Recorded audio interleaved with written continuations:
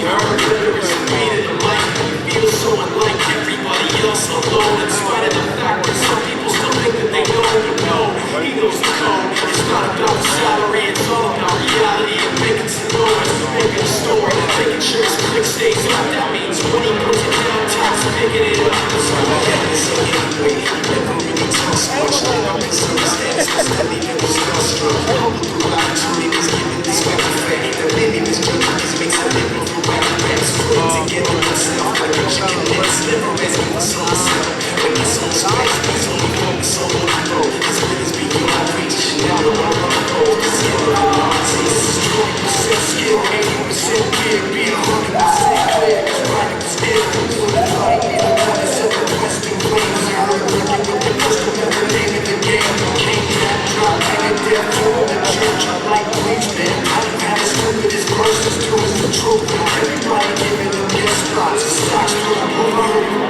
That's just 10% luck, 20% skill, 15% concentrated power, 5% pleasure, 50% pain, 100% reason to remember the name. Let's go to the top, top, get it to the top. Let's go to the top, top, get it to the top. Let's go to the top, top, get it to the top. Let's go to the top, top, staying at the top. Let's go to the top, top, get it to the top. Let's go to the top, top, get it to the top.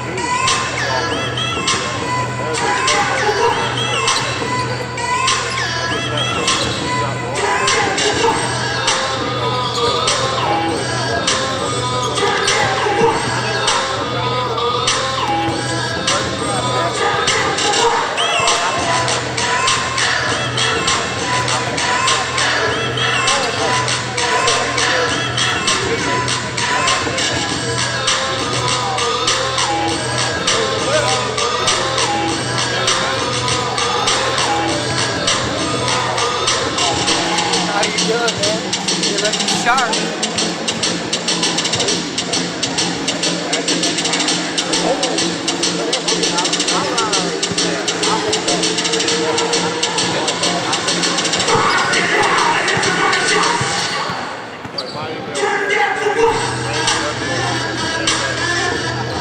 Everybody almost first name, last initial, and the rest of the everybody. We do that. I just sent an email today to your general manager. Hey, Russ. I've got a brother.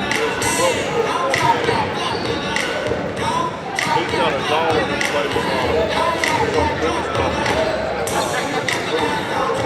She's looking to come down here this summer and wants to work from home because she wants to do internship 20 hours a week. So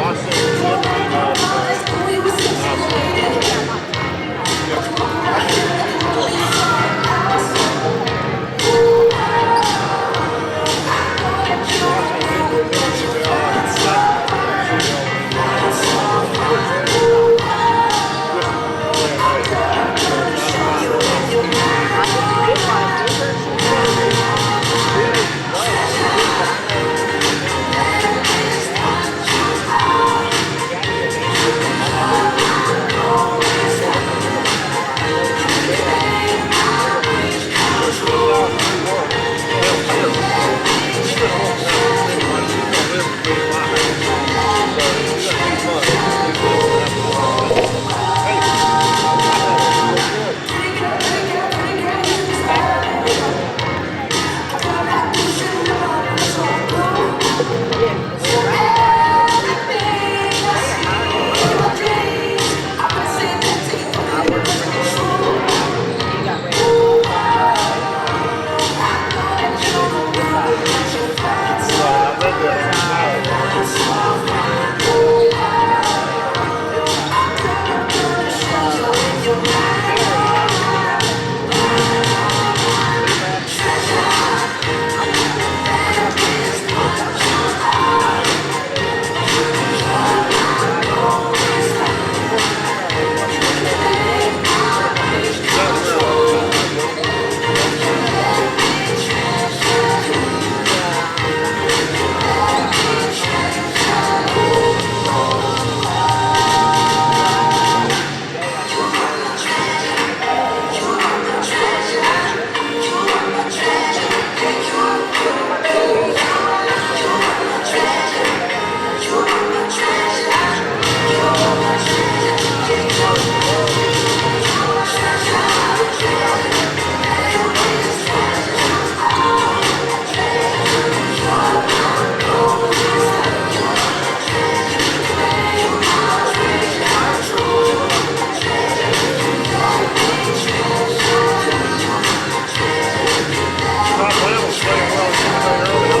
email today. Kevin was tied for second last I saw him. Yeah, I talked to my sister. He disappointed when they first put it in.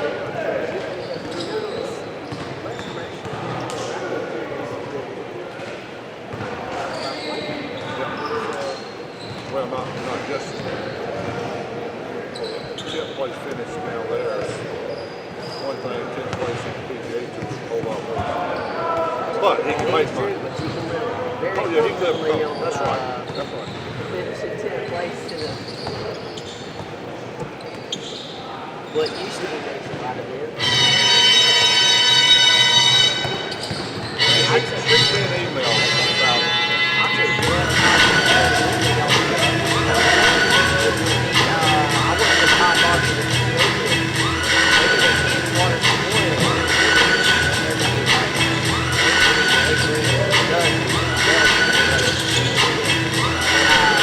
They'll do water.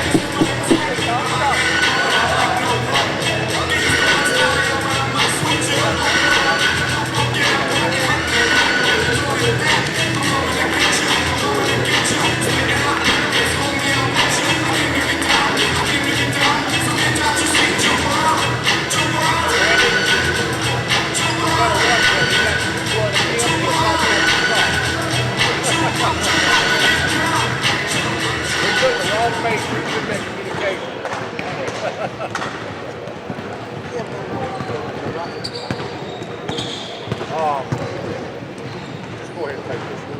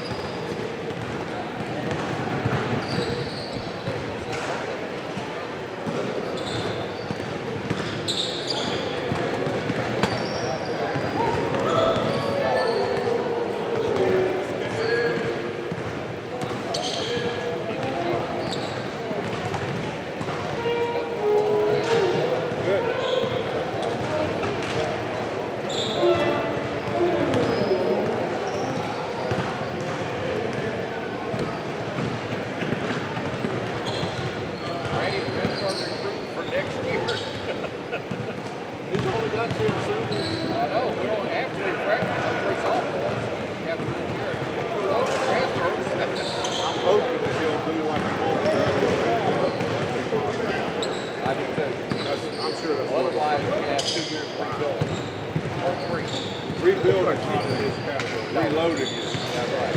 He just reloaded heavy this year. He normally doesn't have these things like this. He only got 4 or 5 out of 10. He'll be all right. But he's going to bring us all that guy, he can get him. I don't know how he can get him. Why is those two not? Stretch side. Stretch. After all that stuff I have done this summer, I got it. Good. Last year of the year,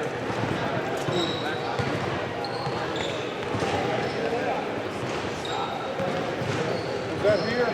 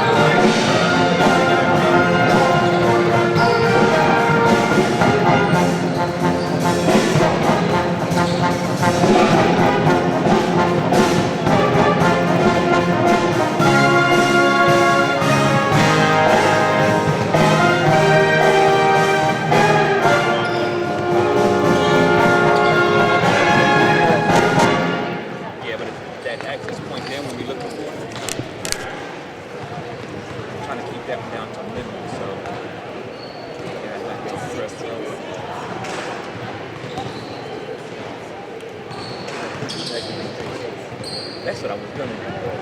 Go ahead and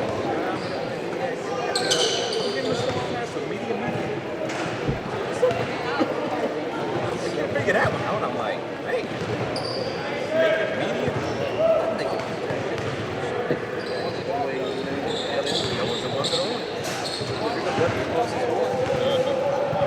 Well, I set the power so the super strength would be better. Devices nowadays now can make that freaking 80 dB.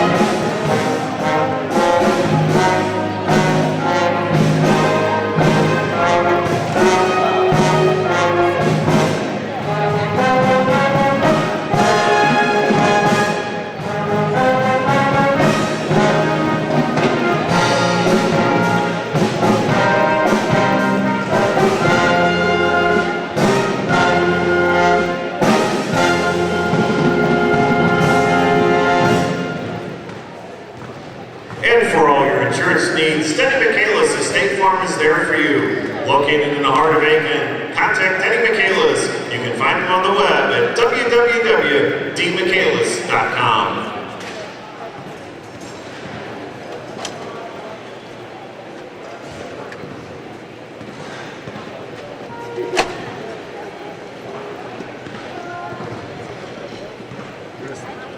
We got food over for you. Excuse me, sir?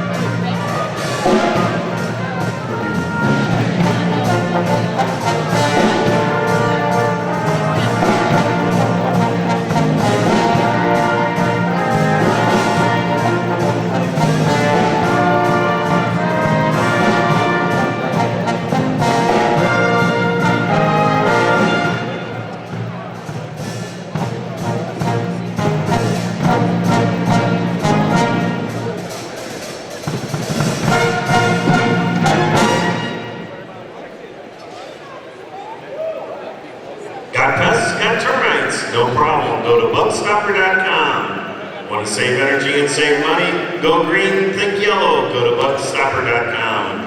Critters in the attic, no problems. Advanced Services here to help at buckstopper.com.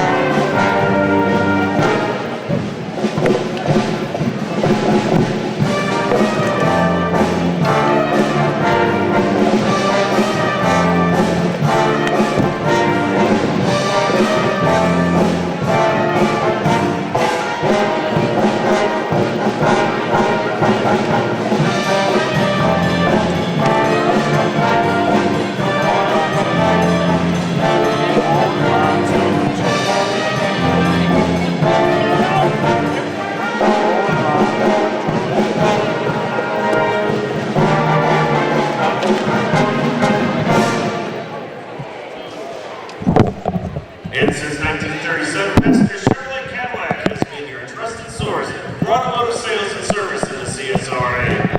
Please visit us at our all-new facility at 3625 Richland Avenue in Aiken or at thumbsupdealer.com. Brent got the tie tonight. Huh? Got the tie tonight.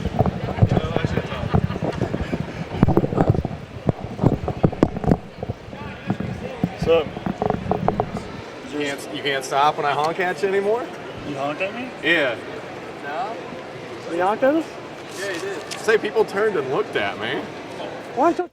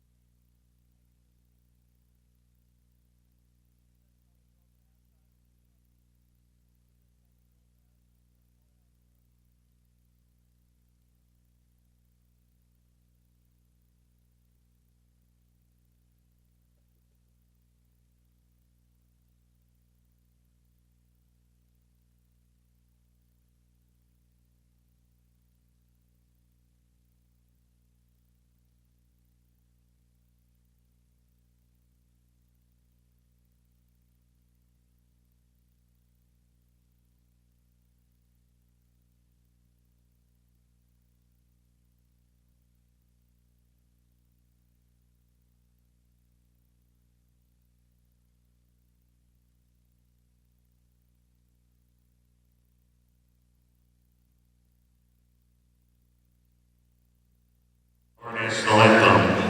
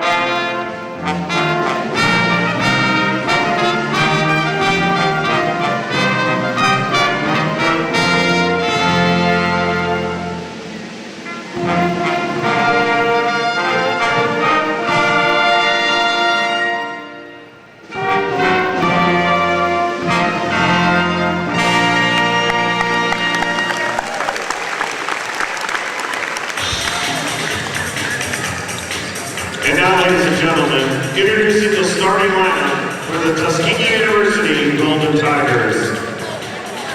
Starting at point guard is a sophomore from York, Alabama, wearing number 20, Kevin May.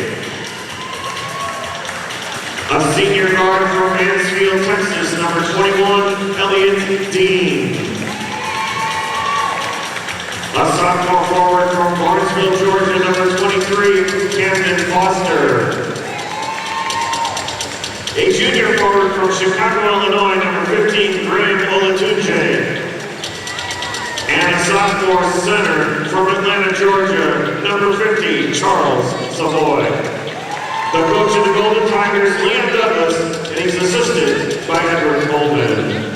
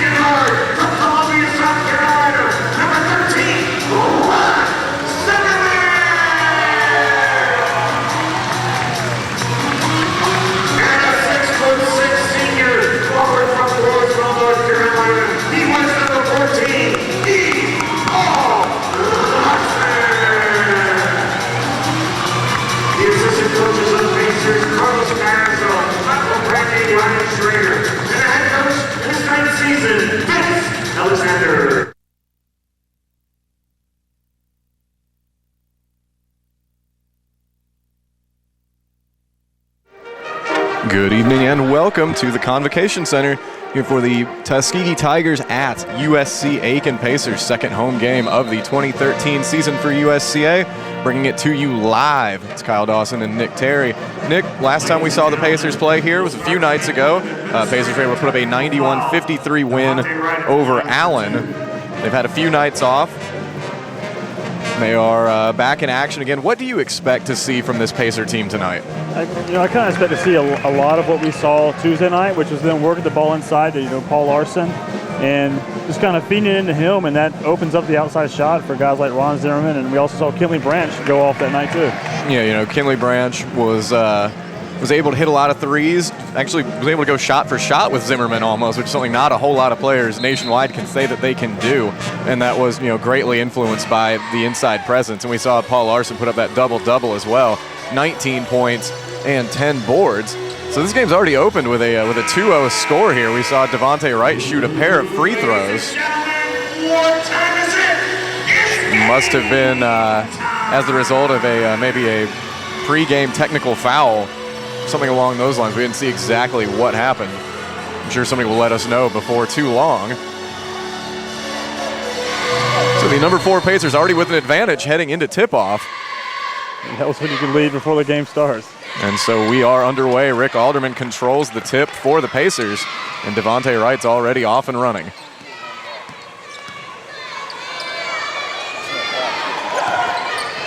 So Wright gets it back from Jesse Seiler. He's looking inside for Larson. Larson's got it. He'll look to back it in. Instead, dishes out for Zimmerman. There's that inside-out game. Zimmerman just rims out on the three-point attempt. With the hustle, though, he's able to get his own offensive rebound. And Nick, that was a key that we saw to the Allen game as well. The Pacers were able to get a ton of offensive boards. I think they had more offensive boards than Allen had, total that game. See Pacers with a fresh shot clock. We'll work it around the arc right now. Alderman with it at the top of the key. He'll drive left, goes hard off the backboard, won't drop. The Tigers are running the other way. Kevin May controlling it now. He'll get over to Elliott Dean. It was Graham Olatunje who took a spill there. Pacers come away with the ball, and there's Seilern with it. He fakes the shot right just inside the arc, and it's good.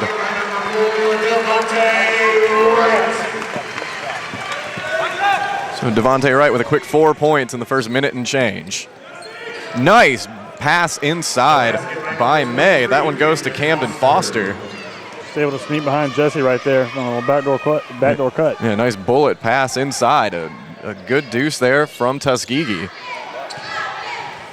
See Seilern looking to maybe drive baseline. Instead, he'll kick it out to Larson.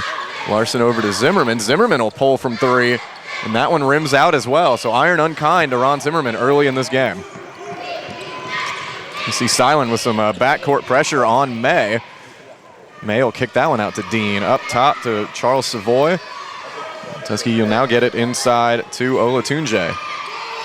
It's working inside, a little reverse scoop there, won't go. Larson's got the rebound and he's fouled. So that one will go against Savoy. The Tigers number 50, Charles Savoy, his first, the team's first. Just over 2 minutes into this one, Pacers up 4-2. And Shane Porsche has checked in for the Pacers.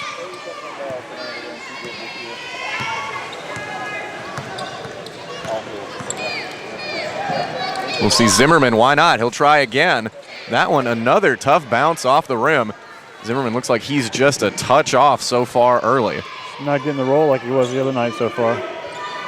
Zimmerman averaging just over 15 points per game, right around where he was at over last season when he was the nation's leader in three-pointers made per game.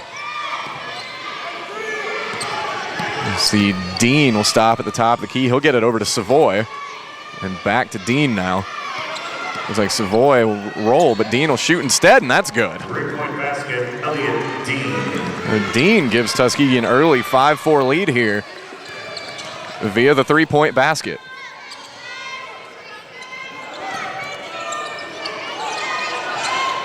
See the Pacers looking to get the ball inside to Larson, but Tuskegee's got him closed off. And that pass by Wright just a little bit out in front of him, and it goes out of bounds.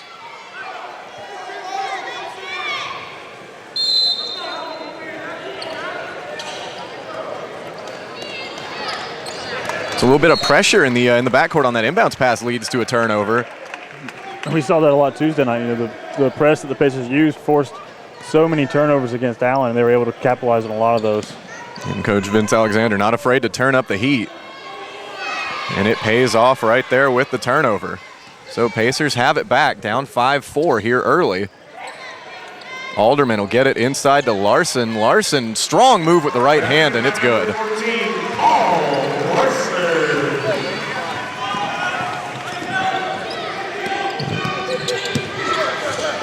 So May will get that to Foster. Instead, back over to Dean. We'll have to watch Dean. He sort of faked from the NCAA logo over there.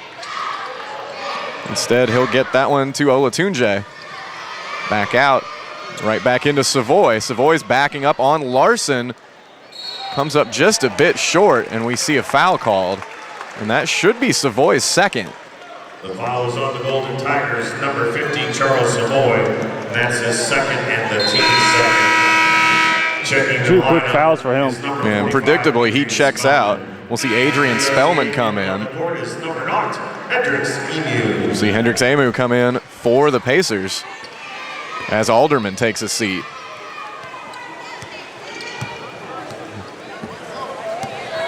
So Amu, the high flyer, nearly gave us a few highlight reel dunks against Allen that just wouldn't drop.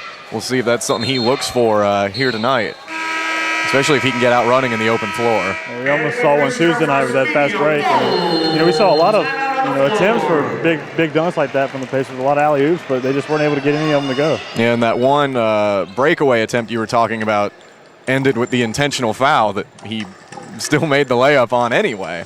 So we've reached the under-16 timeout, 15:57 to play. Pacers up 6-5. And so far, Nick, I guess the key has just been the three-pointers not dropping yet for the Pacers, specifically Ron Zimmerman. Yeah, I mean, Zimmerman's got three pretty good looks so far from, shots that he usually hits. So I would look for those to start falling, and just, that's what we expect, from Zimmerman. And Zimmerman hitting a bit over 3 per game from beyond the arc to average those 15.3 points. And another thing that we'll keep an eye on as well is just the inside presence of Paul Larson, because I think those two things are so intertwined. Just, the inside ability feeding the outside shot. Larson, the double-double machine. We'll see if the Pacers are able to get him going. We saw several attempts in those first few possessions to feed him the ball inside. I mean, with a talent like Paul Larson down there, when you get it to him, you're almost forcing the defense to bring another body over to help just because of how hard he is to handle down there. We'll see how Savoy's absence will affect that too.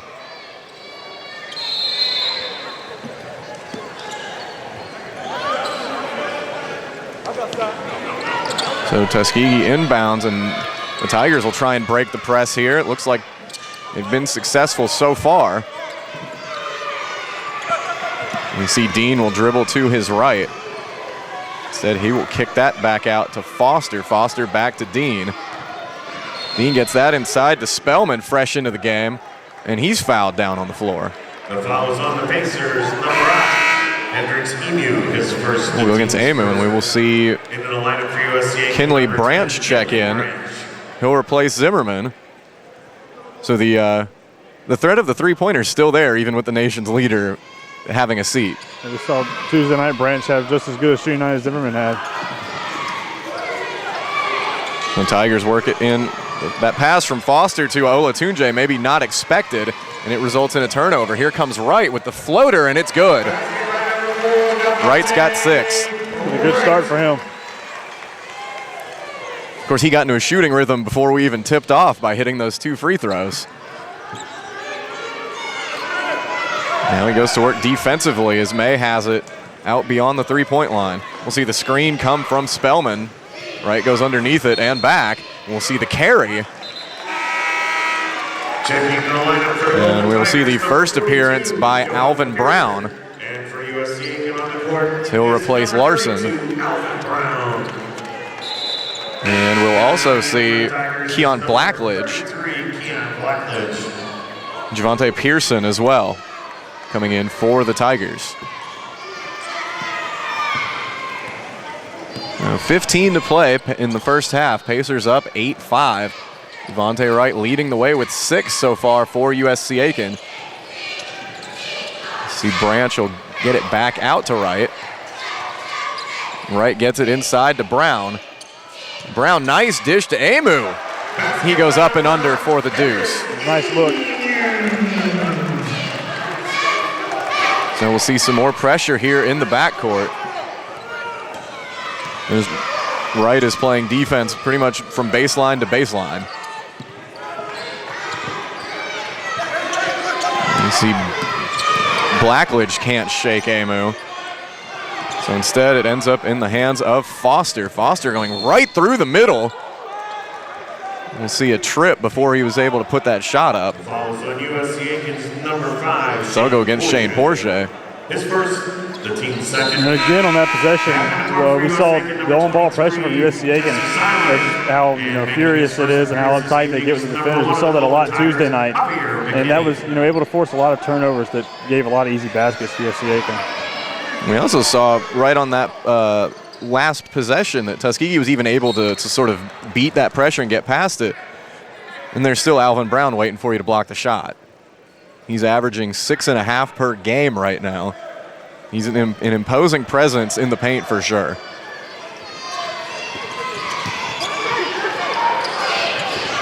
So he's able to get the tip there to knock it away from Spellman.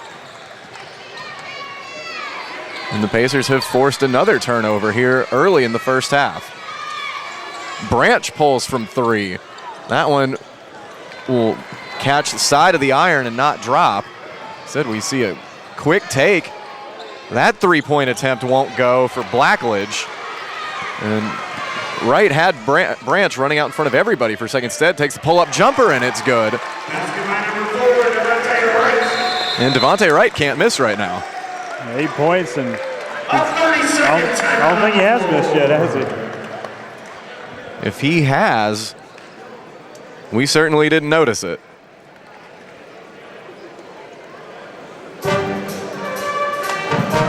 No, Devontae Wright so far 3 of 3 from the field, 2 of 2 from the free throw line.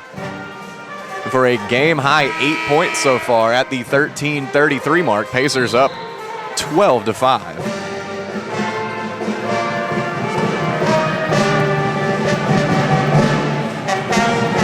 So, Nick, even though the three-point shot isn't falling, the Pacers are doing a good job of scoring once they're inside the arc. Yeah, I think, like we mentioned in the pregame, was just getting the ball down low to Larson. And not only Larson, but you have Al Brown and just several bodies down there that make up a size advantage for USC Aiken.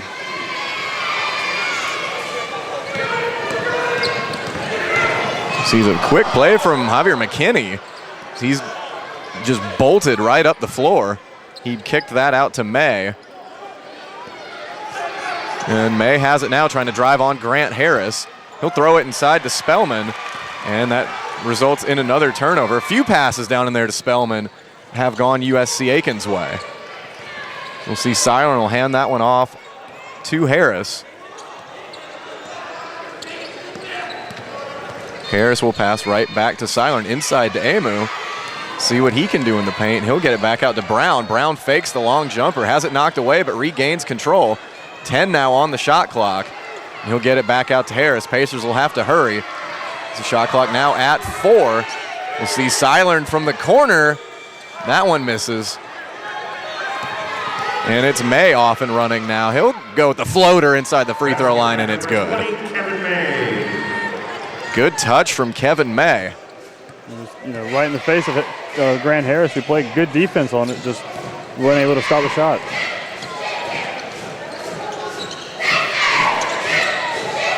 We'll see Brown with it now. We'll see if he tries to back Spellman in, and he does instead.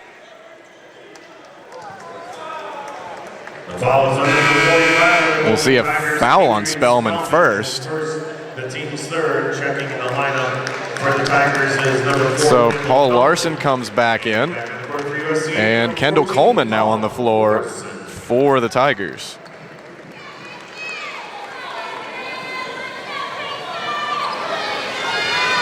You see that one gets away from Larson, but Larson just barrels right in there to get the rebound. Silern for 3, that's short, but Silern gets his rebound. And inside to Larson. Larson comes up short, but he's got an offensive board. That one was knocked away by Pearson, and Tuskegee's got it. So a few offensive rebounds on that possession. Pacers couldn't do anything with them, though. Instead, the Tigers have the ball. And it's McKinney. He'll go cross court for Blackledge. Blackledge will get it inside to Spellman. Tuskegee just, we'll see the walk there. I didn't think Spellman even moved. One thing that I think we've seen on the last couple possessions is when these Tuskegee players are catching the ball inside the three-point arc, they're not even moving. Yeah, I mean, they're just kind of staying still, and then, a lot of times they've beaten the USCA defense, but by standing still, they're allowing them to get back, and with the speed of USC Aiken, it's not hard for them to recover and catch up like that. And Blackledge was out there just beyond the 3-point line. He held the ball for 3-4 seconds without doing anything with it, and then got it inside to Spellman. Spellman hesitated before getting anything going and was then whistled for the travel. So maybe that the Tigers are actually more comfortable in transition right now, because we saw May and McKinney both running well with it.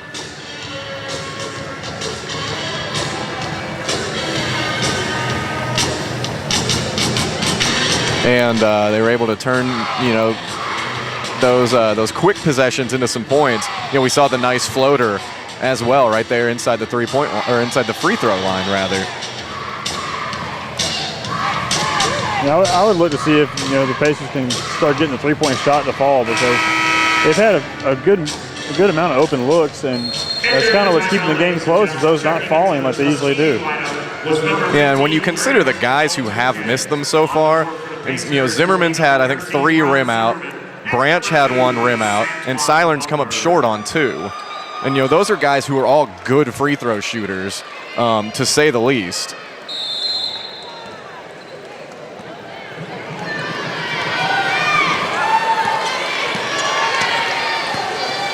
So we'll see Harris bring it up for the Pacers. So we've got about 11:20 to go. Larson very nearly gets that one to go with the left hand. And he'll be fouled. We also see, for the first time this season, Santuan Butler out on the floor for the Pacers. We haven't seen him yet this year, and it's nice to see him get back out there, because last season he was a big part of the Elite 8 run by the Pacers. Now that he's out there, of course, the whole arena is officially on alley-oop alert. Just another high-flying threat, so many on this roster. And so an uncharacteristic miss there at the free throw line for Larson, who's really made teams pay lately for putting him at the line.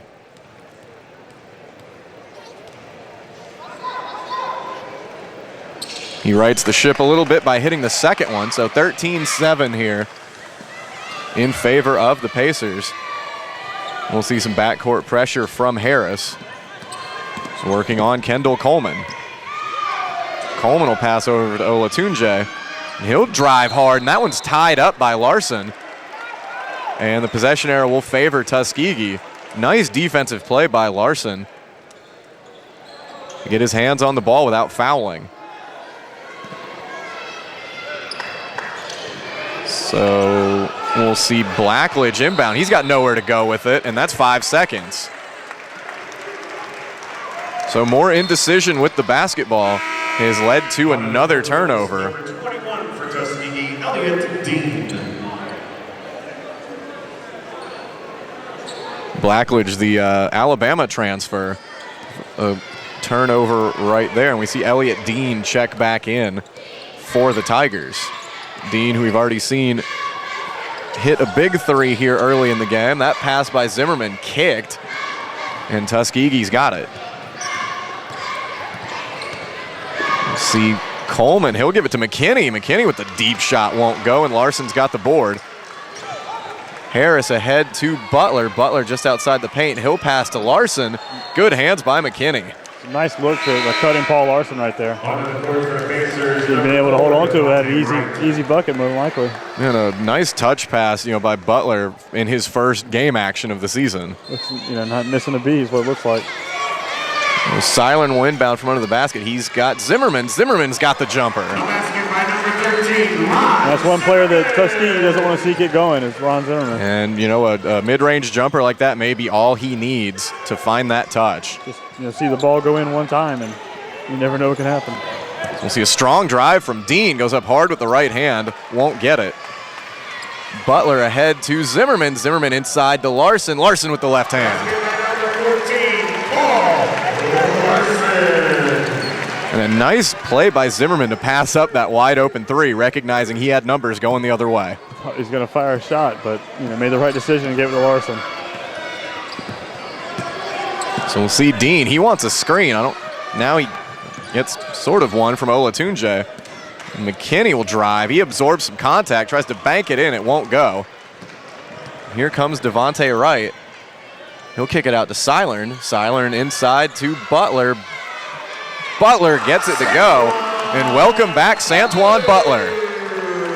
Hasn't wasted any time to make an impact in his first action of the year. 30 seconds. Clearly been working on his game during his time away from the floor. So that jumper gives the Pacers a 19-7 lead at the 9:31 mark of this first half. So Pacers still can't get the three-pointer to go, but on all shots inside the three-point arc, they're 8 of 11. So hard to be mad at that when you can be 0 for 6 from 3 and still shoot 47% as a team. They're also winning the turnover battle 8-3, and that's resulted in a lot of easy looks and allowing them to get out in transition a lot of time. Yeah, and Pacers up 7-0 in points off of turnovers.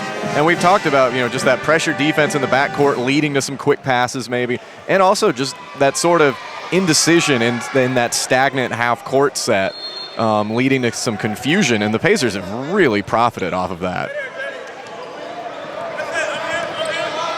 So we will see the Tigers go back to work here, fresh out of the timeout.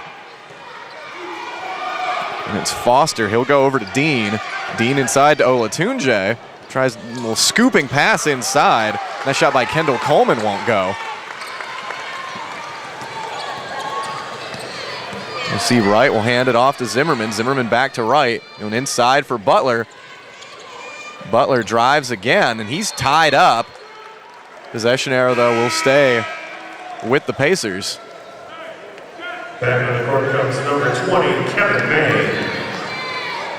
I think one thing that'll be interesting to watch with Santuan back now is defensively the presence of having him and Al right next to each other, and just the obstacle it creates for the opposing team. Silern's got a 3, so Pacers on the board now from beyond the arc.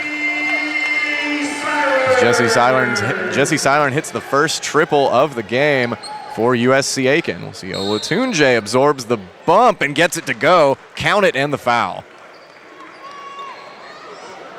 The basket by Brandon Olatunji was good. The foul was on Santuan Butler, his first, the team's third. Does that foul go against Butler? He'll check out. And Olatunji at the line. And Rick Alderman back in. So we'll see Olatunji look to convert the three-point play. Free throw high off the back of the rim. Silern's got it. Silern gets it inside to Alderman. Alderman back out to Zimmerman. And that's off the back of the iron, but Silern's got the offensive board. He'll get it inside to Brown. Brown back out to Wright for 3. He still can't miss. Devontae Wright with 11 points in the first half. We don't usually see him explode like this offensively, but tonight he is not missing anything. He usually doesn't need to, but tonight he is enjoying the benefits of just a hot start shooting the basketball. He'll get that inside to Brown. Brown couldn't hold on to it, but he's able to maintain possession. Wright will come around the screen, back inside to Brown. Brown off the backboard and in.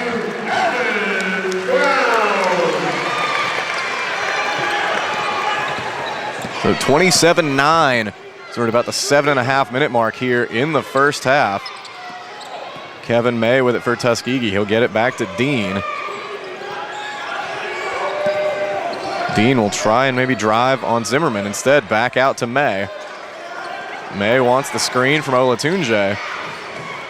Great help defense from Alderman there. You see the block there by Brown, but Olatunji follows his shot, gets the offensive board and scores. See Silern, he'll kick it out to Zimmerman. Zimmerman to Wright. Wright to Zimmerman. And Zimmerman misses again. That ball out of bounds, and it'll go Tuskegee's way. Coming on the court for Tuskegee is number 32, Vladimir Tilmay. Vladimir Tilmay checking in for Tuskegee, and we'll see Shane Porsche and Kinley Branch come back in. Silern and Zimmerman will have a seat.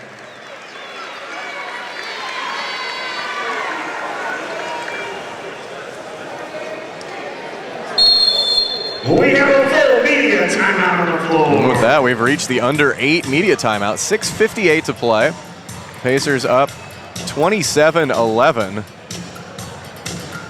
And Nick, if you're Coach Vince Alexander, you've got to be maybe a little upset that the three-pointer's not falling. But on the other hand, you've got to be thrilled that the offense has still been this good without it. Yeah, to be up by 16 when you're 2 of 10 from 3, and that's usually one of your weapons, especially Ron Zimmerman. That's just that's great. And the threes they'll probably start falling like we saw with Zimmerman. Sometimes it takes a lot of heat up, but when they start falling, this could just get blown wide open. Yeah, when those threes actually do start dropping, look out. And again, like we talked about in the Allen game a few nights ago, the ball movement has been great for the Pacers so far. 9 assists on 11 made baskets. It's been a lot of guys making the extra pass, and a lot of guys just making the right pass in general. We talked about when Zimmerman had that shot, there's the two-on-one break. He was right over there on the right wing, nobody near him. Instead makes the pass inside to Larson for the bucket. You're seeing 3 to 4 passes on every possession, and you really haven't seen a bad shot yet. They've all been good looks. And when you look at the personnel that USC Aiken's able to put out on the floor every time, why wouldn't you want to share the basketball like that? Maurice's Mickey Park, Papa John's, or Dippin' Dots for your game day snack.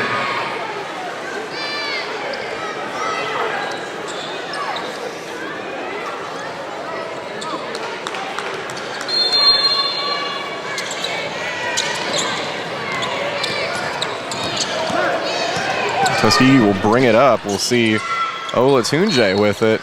And that ball was thrown away. I think he was looking for Tilmay on that one. Couldn't find him. And so another turnover, it appears, forced by the Pacers. See Alderman over to right. Kinley Branch is kind of hanging out in the corner. He wanted that one about a split second earlier. Instead, back out to right.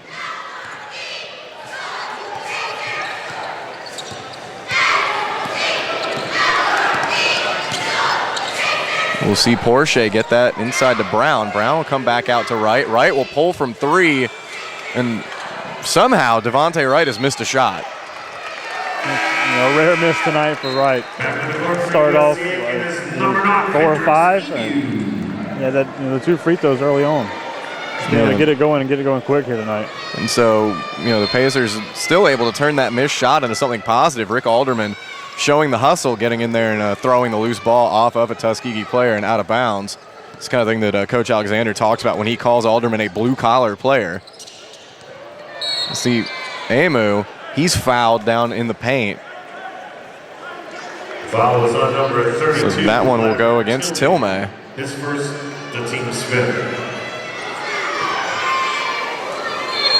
So Nick, this has been a relatively foul-free game so far, which is a sort of stark contrast to what we've seen from pretty much everybody else in college basketball so far this season. Not only everybody else, but a lot of the Pacer games, we've seen just a lot of fouls with, the Pacers getting into the double bonus in every game we've seen in the first half. They did it fairly quickly, too. Yeah, very good. We've been talking about, 12 minutes left in the half, 11 minutes left in the half. They're already shooting free throws on fouls. Although, of course, as soon as I say it, Tuskegee goes down and commits the offensive foul.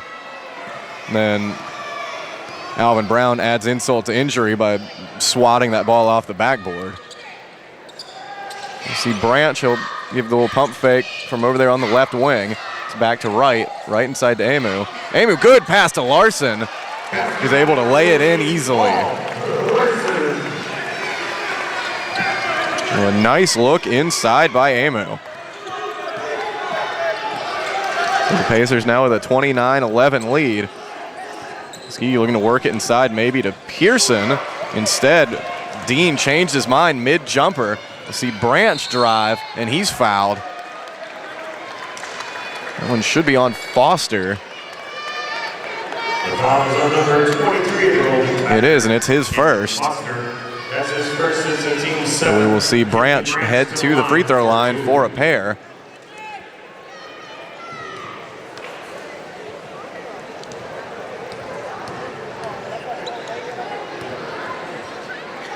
Branch's first is perfect. So Tuskegee is number see 33. Blackledge check back in.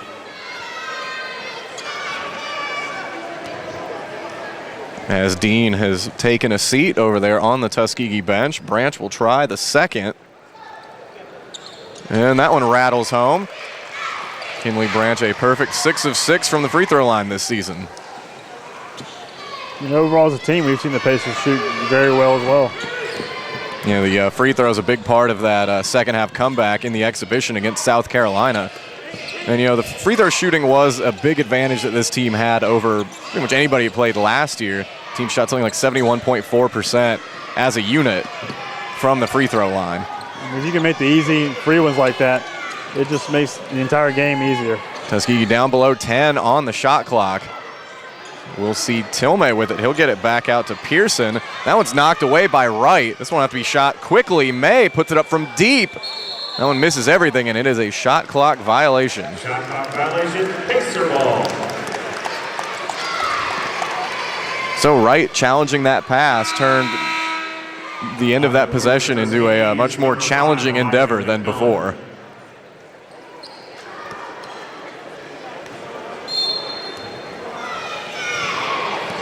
So 4:35 to go. Pacers up 31-11 here against Tuskegee. Devontae Wright with 11 points so far. Paul Larson with 7. Porsche will kick that out to Branch from the corner, and it's good. Kinley Branch picking up right where he left off Tuesday night, hitting the 3. This is more of what we're used to seeing from the Pacers with the outside shot. See Blackledge faked an outside shot of his own, and so we see that go back to Kevin May. May will pull from deep. That one's no good. Branch had the rebound, and it's knocked out of play by the Tigers. So USC Aiken will maintain possession. And Wright will walk it up.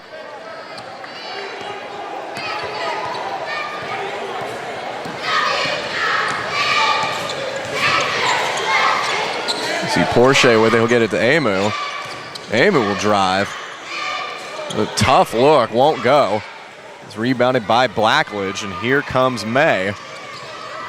May ends up kicking that one out to McMillan. That misses everything. Branch looking ahead for Amu. Amu's fouled by Blackledge. The foul is his first, the team's 8. And we have a full media timeout on the floor. That'll bring us to the under 4 timeout. Pacers up 34-11. The score is stable here with Angie Asman. With 3:27 to play. Been a dominant first half from USC Aiken so far. You can only, think how bad it could be if the shots were falling from outside. Yeah, if the three-pointer were working at all, the Pacers could be in really, really good shape. Instead, 3 of 12 from beyond the arc, but again, 10 of 14 from inside. That's one thing about this team that, if a major part of the offense like the outside shot isn't working, there's so many talented people on the inside that they can survive shooting slumps like that and still be successful. And, we look at so many of the sort of like the Cinderella type teams up in Division I. Once they get to March, they've got the three-point basket and that's it. And you'll see a team pull an upset in the first round of the tournament because they shot lights out from 3, and then in round number 2 they'll play Kansas or somebody like that, miss their threes and get blown out. Fortunately, USC Aiken's not a team that's built that way. That versatility is there on the offensive end that, like we're seeing tonight, if that three-point shot isn't falling, just keep it inside. And, that also speaks to the depth of this team. We've seen so many different players play tonight, and you can put your second unit out there, and a lot of times it'll be better than the first unit that they're going up against. You could put a team, if you look on the floor right now, you can take the 5, Hendricks Amu, Santuan Butler, Jesse Seiler, Grant Harris, and Ron Zimmerman. That's a good team. You look at the 5 guys who are sitting there over on the bench that have been in tonight. You look at Paul Larson, Alvin Brown, Shane Porsche, Kinley Branch, and Devontae Wright. That's a good team. You really can't go wrong anywhere. That just makes it so much easier on Coach Alexander and the players because they're able to not get winded and to stay fresh more. And in the late stage of the game, that could just pay huge dividends. Tigers number 1. Uemu makes 1 of 2 at the free throw line. He checks out. Rick Alderman is back in. Pacers have built a 24-point lead here in half number 1. So we'll see another strong drive from McKinney. There's no lack of speed there from McKinney. And again, he can't get it to go. Ooh. Harris's drive is blocked. Nice play by Silent there to deflect the pass across court, though. And that deflection ends up with the ball in Zimmerman's hands, and he's got it back to Harris. Harris will get the screen from Butler. Zimmerman over there. Instead, we'll see Silent try the 3, and it's good. Thought for sure we'd see Zimmerman come around the screen there and be open near the top of the key. I think maybe Tuskegee was thinking the same thing as Silent had an open look from the corner. And that is Cash from beyond the arc. See Blackledge again with nowhere to go with the basketball. He gets it to McMillan. McMillan back to McKinney. McKinney, maybe we'll see if he can put that speed to use again. He gets inside. Scoop layup is good. The basket by number 1, Javier McKinney. A nice crossover move to go with that speed for the senior from Birmingham. See, Silent hands that off to Zimmerman. Zimmerman will back it out. Come around the screen from Alderman. Nice dish inside. Alderman absorbs the blow and gets it to go.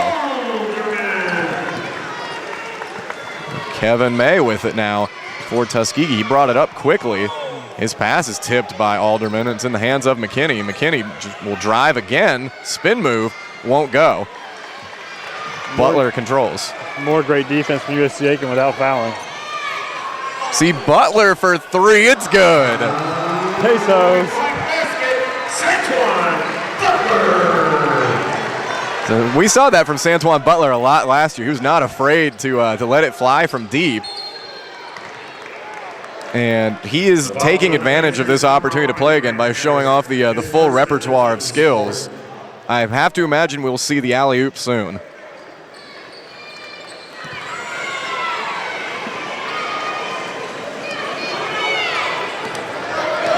So 1:20 to go. Kevin May drives right into the lane. Good dish to McMillan, and McMillan's fouled. The foul is on the Pacers, Santuan Butler. That's his second. So that'll be foul number 2 on Butler. Shoot 2 is Elijah McMillan. So we'll see McMillan shoot a pair here.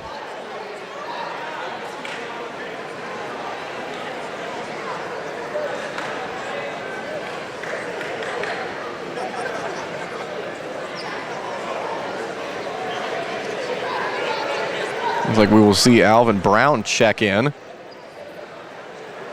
here momentarily. So McMillan misses the first, so Brown will come in. He will replace Butler.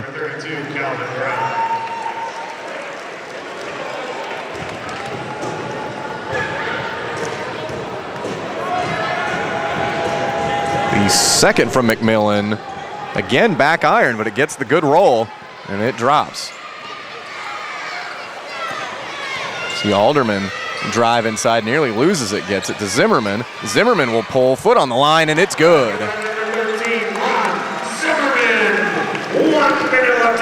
Well, we've reached the 1 minute mark, and ooh, kick on the pass by Silern. Derek Scott has checked in for the first time tonight.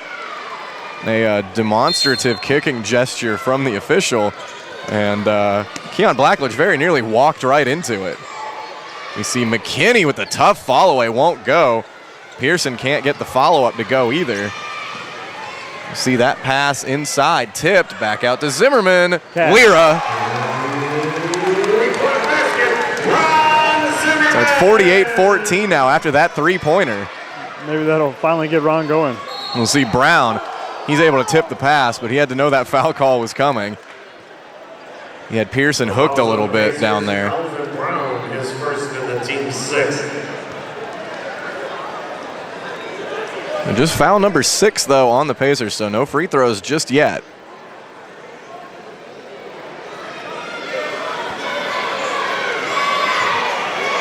And so the Pacers, after a dreadful start from beyond the arc, have hit 5 of their last 8. Really cashing in from 3. And that's kind of what you expect. You don't expect them to be that cold for the entire game. And I think we highlighted on that was it's going to happen, just a matter of when. And we see McKinney with it. Shot clock's turned off as we're now under 20 seconds. Blackledge, jumper won't go, and Derek Scott's got the rebound. So Pacers have it as we've got about 11 seconds to go. Inside to Brown, back out to Zimmerman, but foot on the line. So it'll go back to the Tigers with 7.7 seconds to go. Pacers up 48-14.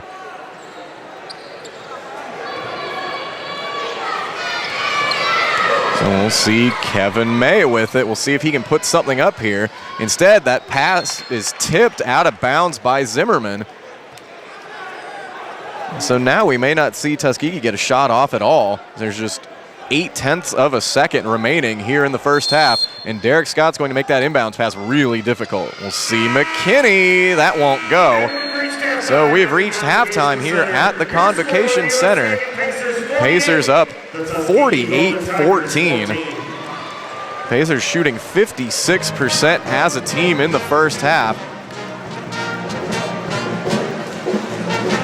And it finally started to come around from beyond the arc.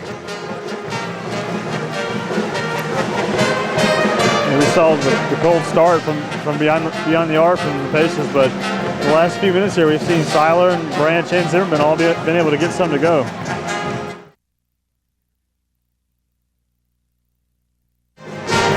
So with that, we'll have a quick interview here with head coach Vince Alexander. So Nick, take it away in just a moment.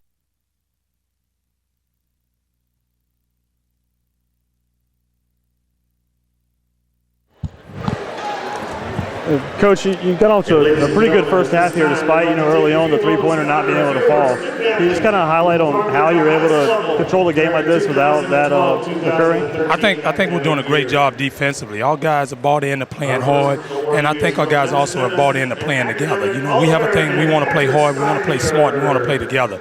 And I think they're really buying into that. It helps to, have a lot of depth. Which we do right now, especially with Santuan Butler. We're, letting him come back to, get ready to go. We have a lot of depth. We try to play everybody. We try to get them going, and I think that helps us a lot. Okay. Is there anything you'd like to look for the second half, or just kind of keep doing what you've been doing? I just don't want to turn the ball over. I don't care.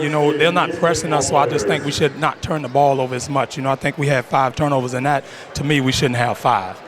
So if we can take care of the ball, I think we'll continue to do the things we need to do. Okay, thanks, Coach. Thank you.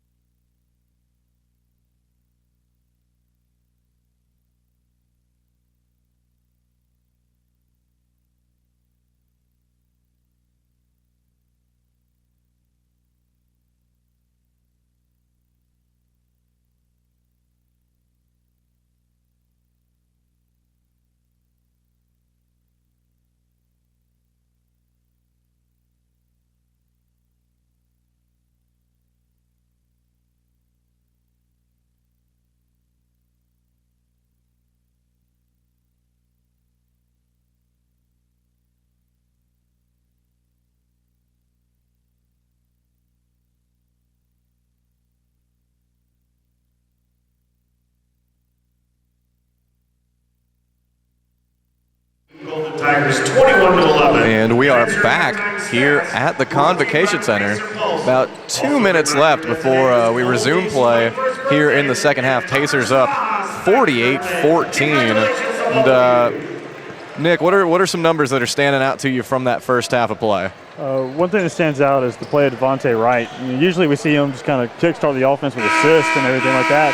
But tonight he's 4 of 5 with 11 points, and he got going early with those 2 technical free throws before the game started. And then I think another thing is the three-point shooting we talked about a lot in the first half. It started off really cold, but we started to see them heat up there towards the end with Zimmerman getting a couple to go, and as well as Jesse. And you saw the Pacers make 6 of their last 9 3-point attempts in the first half, and you contrast that with the Pacers started cold, but they were able to end up hot. Tuskegee's got nothing going from beyond the arc so far, just hitting 1 of 7. I think another area that we should look at is the turnover battle. USC Aiken is leading that one. They're leading the turnover battle up. They've been getting a lot of 13-5. They've been getting a lot of easy buckets off that, and that's just been a way to kickstart the offense. Yeah, anytime you can go +8 in turnovers, it's a good thing. And it's even better when you're holding a 17-0 lead in points off of turnovers. So that's been a big advantage for USC Aiken. And we talked about the ball movement earlier as well. 16 assists on 18 made baskets. You can't ask for much more than that. Obviously, it's impossible to do too much more than that. And, the rebounding margin is +10 for USC Aiken, which is, not a bad start at all. We've seen the Pacers dominate the boards for the past few games now. And we also just see a lot of scoring from a lot of players. 9 different Pacers scored in the first half. And that's something that Coach Alexander kind of talked about at halftime was, getting Santuan back. That just adds to the depth, and he just talked about the overall depth of the team and how that's a strength for him. And another thing he mentioned was, going forward in the game, just not turn the ball over. And if he feels that if the Pacers can do that, then everything will be fine for the rest of the night. Yeah, and Butler coming in his first action of the season, perfect from the field, hit that 3-pointer, 5 points, 3 boards. Welcome back, Santuan. So we are back underway now. Tuskegee working with it, looking to cut into this deficit. You see a quick drive there from Graham Olatunji, and he is fouled by Rick Alderman. That's the team's first this half. And going to the line to shoot 2 is number 15, Graham Olatunji.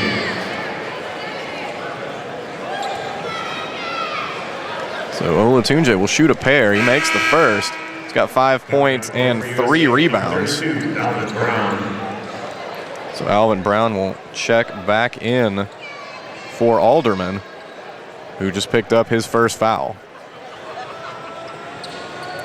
Olatunji can't get the friendly roll on the second attempt. And instead, it's Devontae Wright bringing it up for the Pacers. He'll kick it out over to Zimmerman. Zimmerman passes right back. He briefly considered the 3-point shot there. And he's got it again over on the other wing. That pass inside was intended for Larson. Larson hadn't quite gotten there yet. Maybe a bit of miscommunication there on the USC Aiken side leads to the turnover. Tuskegee having trouble inbounding now. Very nearly a 5-second violation. You saw a violation earlier with that, just a tough pressure defense that the Pacers have been employing so far today. So Tuskegee able to avoid the turnover there.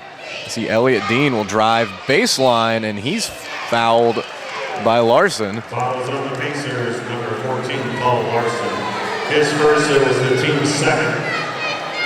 So that is the second foul in the first 43 seconds of the half against USC Aiken. The first half, the Pacers didn't even get into foul trouble. They never made it to the penalty, and this is kind of a contrast to that from the first half with these 2 early fouls here in the first minute. Dean makes his first. hit an early three-pointer, and then was silent offensively for the rest of the half. Couldn't get much else going. But he's got a pair of free throws here, so 5 points now for Dean. And looks like we've got something out on the floor. So that will slow the Pacers down a little bit.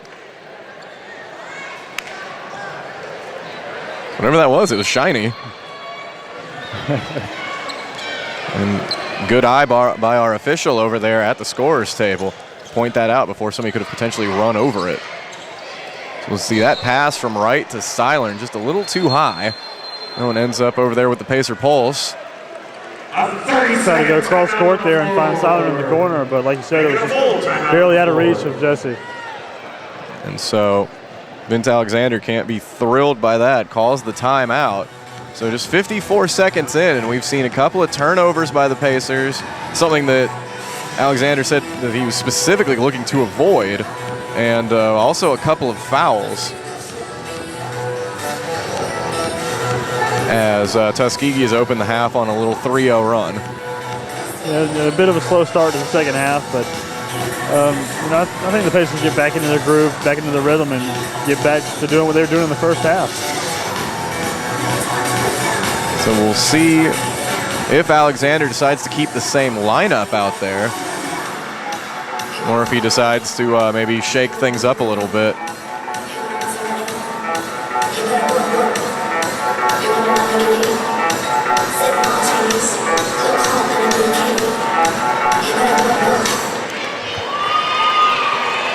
And just a reminder, ladies and gentlemen. So for all of your insurance needs, Denny Michaelis of State Farm is there for you. Located right in the heart of Aiken, South Carolina. Contact Denny Michaelis. You can also find him on the web at www.dmichaelis.com. So we'll see Elliott Dean over there on the sideline, ready to inbound. So we do see Kinley Branch and Grant Harris check in for the Pacers. So there were some subs made coming out of that timeout. We'll see Harris look to put the clamps down defensively on Camden Foster here. He's able to get it over to Olatunji. He puts a move on Larson, loses the ball. He's got it back. He'll try and drive. Strong move with the right hand there. And Olatunji's got another bucket. So he's got 7 points now. Pacers looking for their first points of the half. It's Seilern for three. That's off. But Larson's got the offensive board. He'll pass it back out to Branch. Branch just fires a pass inside to Brown. Brown with the jam.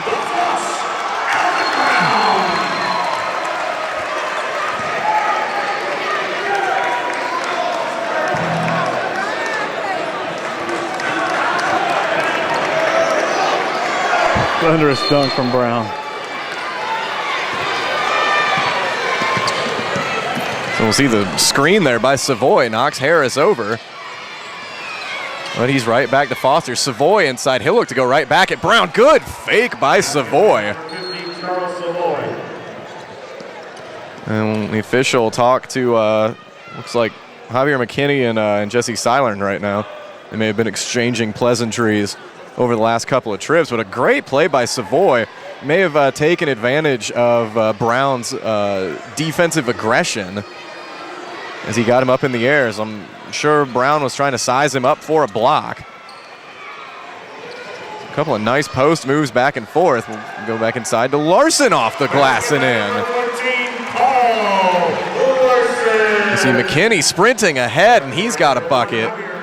Both teams going back and forth right now, trading buckets. So that's that speed we talked about from McKinney during the first half. And he's an exciting player out there for Tuskegee. Able to outrace everybody to get that basket. Brown with the pump fake. He got Savoy in the air. He'll get it back out to Harris. Harris to Seilern. Seilern over to Branch for three. He's got it. 3-point basket, Kinley Branch. So that is Branch's second three-pointer of the game. Again, right there, we saw the ball movement by the Pacers that we've seen a lot today. Just the multiple passes, and you get the easy open look.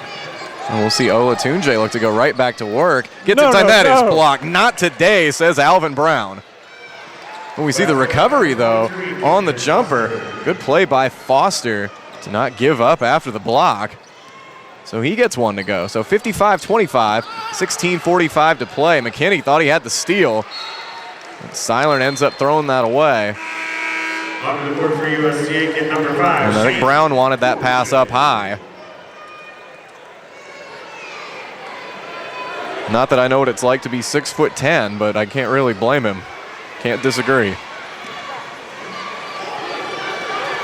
See Tuskegee is inbounded now. See Shane Porsche into the game. He's working on Foster at this point. And he's Elliott Dean with it now. And we'll see the like the arm bar, I guess, there against Branch. The team's third this half. As Dean was trying to drive by. So we'll see Branch come out. Ron Zimmerman back in. You take one weapon out and you bring in another one. And you take out a strong three-point shooter and you bring in arguably the best in the country. We'll see the steal there by Larson. Larson ahead to Harris. Harris will drive, and that's a great block by Olatunji. He just throws that off the backboard. McKinney pull-up jumper. It won't go. Savoy has got the offensive rebound, and that's too strong off the glass. Larson's got it. Ahead to Brown. Brown to Zimmerman. Won't go, but Porsche's got the rebound. Porsche's able to save that from going out of bounds, and Harris has it now.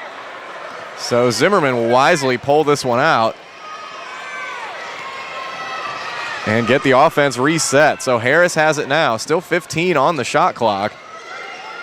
Porsche will drive left. Porsche inside to Brown. Brown was trying to throw it down again, and this time he's fouled. The foul is on number 23. So that will go against Foster. That's the second. It's the team's first this half. So that will bring us to the under 16 media timeout. 15:35 to go. Pacers up 55-25. And Nick, it took the Pacers maybe a minute or two to wake up, but once they did, we saw some of that fast-paced transition basketball, and we saw the three-point shot come back. Yeah, I mean, we really got to see the athleticism of the entire, the guys out in the court right there, which is how they're creating turnovers and getting up and down the floor so easily. And we just saw both teams start trading buckets after a slow start.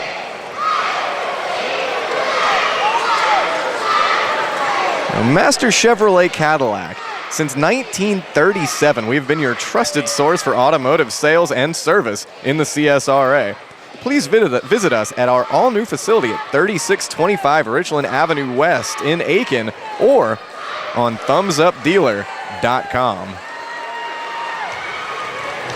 And also, if you're looking to find any more information about USC Aiken Athletics, we've got you covered via social media. You can like us on USC Aiken Athletics on Facebook, or you can follow Pacer Athletics on Instagram, Twitter, or Vine. And also, you can subscribe to Pacer Athletics on YouTube. I know there's a new day in the life video posted within the last few days. It's the volleyball team once again. Their second clip of the season, this one from a trip down to Montevallo, and again with senior Leah Rogers narrating. So Yeah, we saw Leah do a video earlier in the year, and you just really get to see the personality of her and how I think you touched on a little bit just the leadership of her and what she means to that program. And we also see how annoyed I think the team gets during some of those longer bus rides, especially this one on the trip down to Montevallo, as Rogers and Allie Johnson went through a number of reasons why they were ready to be off the bus. So yeah, check out USC Aiken Athletics, Pacer Athletics rather, on YouTube. And while you're there, you can see all of the other day in the life videos as well. So Brown goes 1 of 2 at the free throw line. Tuskegee with it now, and it's Elliott Dean again. He was looking for Olatunji. Instead, he looks to drive. He'll kick that out to Foster. Foster can't get the jumper to drop. And Brown was able to pull down another rebound. See, Porsche will get it inside to Derek Scott, who just checked in a moment ago. Brown will go back to work. He'll back it in, and that soft touch with the right hand, and it's good. Alvin Brown's got 7 points now. See the drive at the other end. It won't go. Offensive rebound by Tuskegee. Another offensive board, that one by Savoy. Fouls on USC Aiken's number 5, Shane Porsche. And Shane Porsche commits the foul. Shooting 2, Charles Savoy. So that'll put Savoy at the line for a pair. And Savoy we last saw with the really nice post move to get a bucket to go. So we'll see if he can cash in here at the free throw line.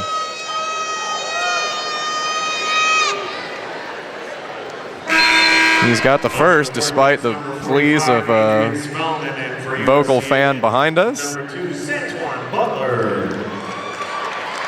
Good sustain on that shout, though.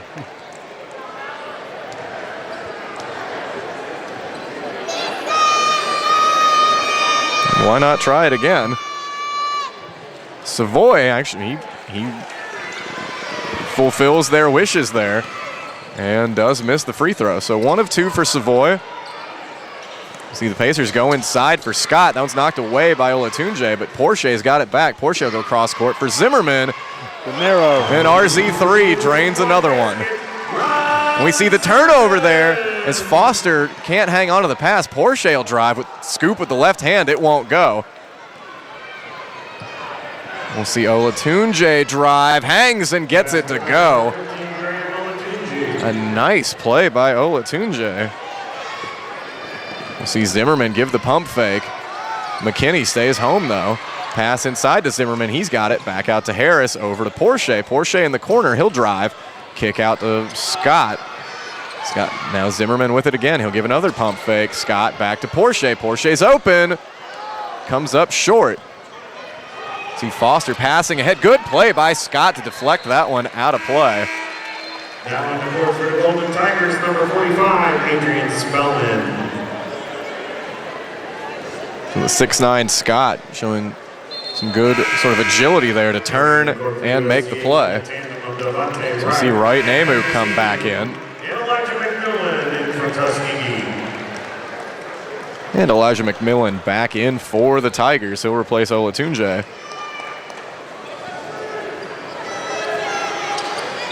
See if Tuskegee can inbound again. Having trouble with it. This time it's Spellman. Spellman can't get it to go. It'll go out of bounds. And it'll head USC Aiken's way. So Olatunji checks out with 7 points. See Zimmerman again from 3, and it's good. He's got it going now. Shaking off that slow start. He should have, a couple triples here. And he's got 13 points now. Actually, Olatunji checking out with 9 points, not 7. See Dean gives the pump fake, gets it over to McKinney. McKinney will look to drive.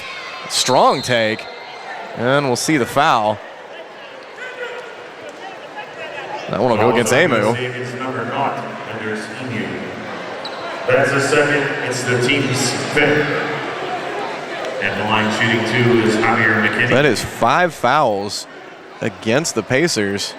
We've got 13:04 to go in this game. He only had 6 fouls for the entirety of the first half. So getting called a little bit more here in the second half. So McKinney drops the first. He's got 5 points now. So we'll see Savoy come back in, as well as Olatunji.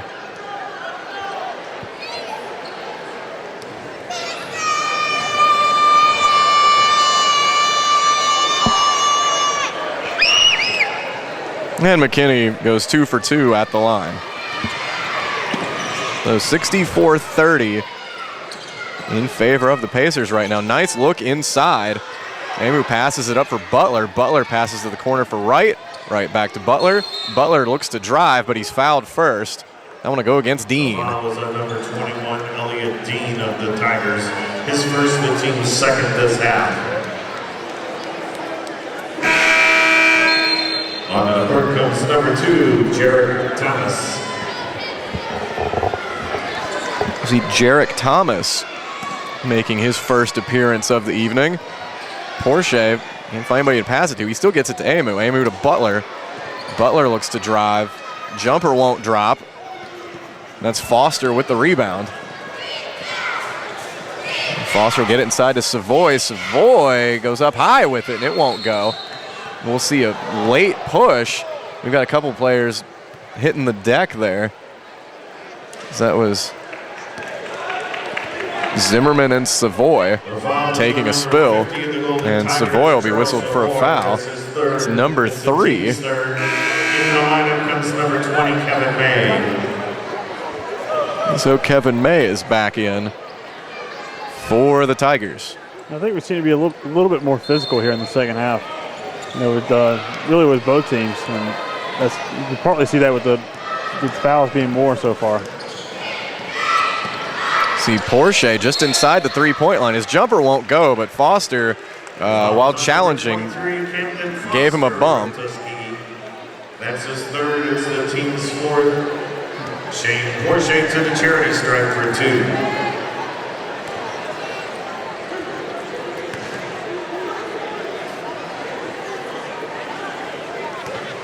We'll see Porsche head to the line. His first is good.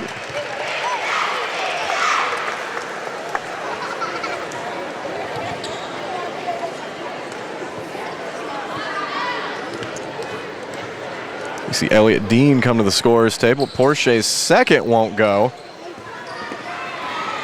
So Porsche goes 1 of 2 at the line. And we see Olatunji, strong take, but Butler having none of that. Onto the court comes number 21, Elliott Dean. So if you're playing Santuan Butler bingo at home, every space is covered but the alley-oop right now. And that's another dimension that Butler brings to this team. It's just the shot blocking of him and Brown as well. But when you put those two together, it can be imposing down there. A deep jumper by Savoy hits nothing, but good hustle by Jarek Thomas. So he's able to throw that loose ball off of Porsche and out of bounds. So they'll keep the ball over here with Tuskegee, 18 on the shot clock. So Thomas has it now. He's guarded by Wright. We'll pass out to May. May will drive right side. The scooping layup, and it's good. Soft touch there from Kevin May. And with the shot blockers the Pacers have out there, that's really all you can do. See Wright go middle inside to Butler. Butler out to Zimmerman. Zimmerman will pull. That one just short. Savoy's got the rebound. He nearly throws it away, but Thomas has it. Thomas will pass to Dean. Olatunji gets the offensive rebound. Savoy pump fake out to Thomas for 3, and that one is wedged between the rim and the backboard. And we have a full media timeout on the floor. I know in the pickup games that I play in, having the ball wedged up there usually means you're done for a while. Usually we don't have a Santuan Butler out there, though, just to reach up and grab it. At this point, you're trying to find a stick or another ball or something to throw up there and dislodge it. Not a whole lot of players 6'8" and above coming out for our pickup games, though. And that's probably for the best for all of us.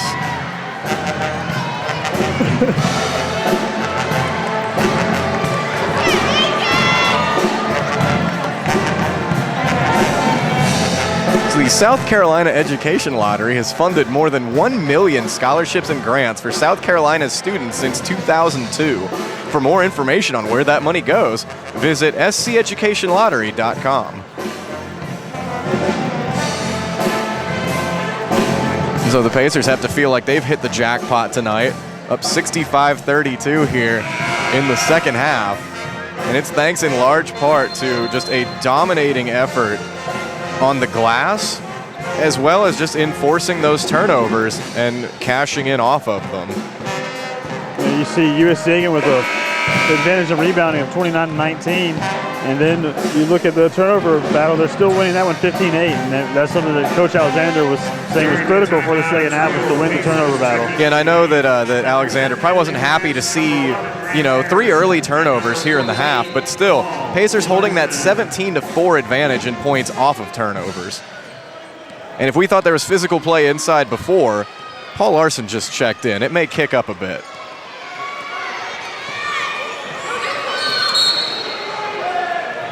And just like that, we see Larson is fouled inside. He had established position on Elliott Dean.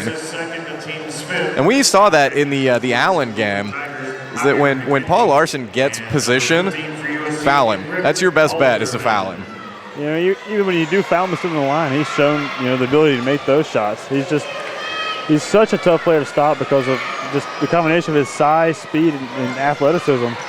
And he's just a huge advantage for the Pacers no matter who they're playing. And you mentioned the free throw shooting. You don't expect a guy like that to shoot 72% from the free throw line. Right. So you hope that you foul him on the floor and that you have fewer than 6 team fouls at that point.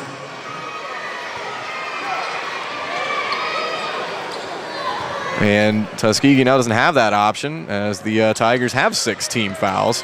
We'll see Alderman with a strong drive. He gets it to Larson. Larson back out to Harris, over to Wright. Wright pull-up jumper. That won't go, but Alderman with the tip. Nearly goes in. Larson's got an offensive rebound. Strong take, and it's in. That's a great job by Paul just to keep fighting for the ball, and you come away with the easy putback. And Alderman's tip kept that possession alive as Kinley Branch has a steal off of a pass gone awry by Tuskegee.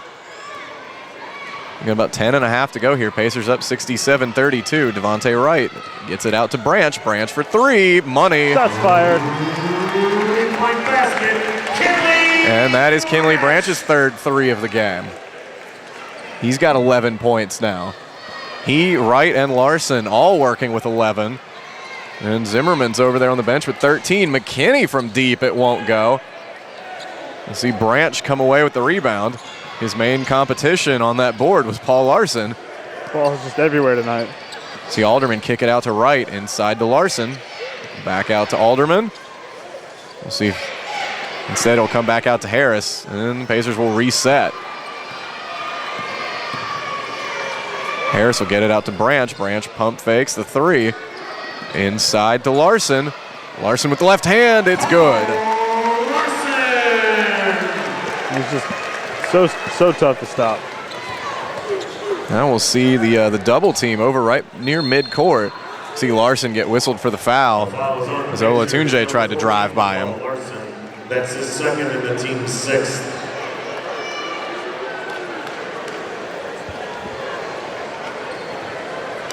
We see Paul kind of creeping towards another double-double. He's 9 points and 6 boards with 9 minutes to go, so it's still possible. As the double-double machine may produce yet another. Olatunji nearly loses that. Instead gets it to McKinney. McKinney pull-up jumper. It's good. Basketball number 1, Javier McKinney. See this one go inside for Larson. He's double-teamed, and that one's taken away. McKinney out in front. Harris with good pursuit, but McKinney lays it in. And so McKinney has 10 points now.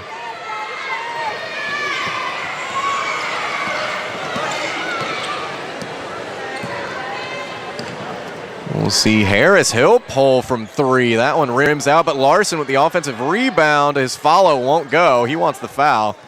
I don't think he'll get it. We'll see McKinney for 3. McKinney misses, and Branch has the rebound. He tried to find Larson, or check that Alderman, who's out running in front of everybody. Didn't go. Olatunji takes the bump and makes the bucket. Olatunji's basket is good.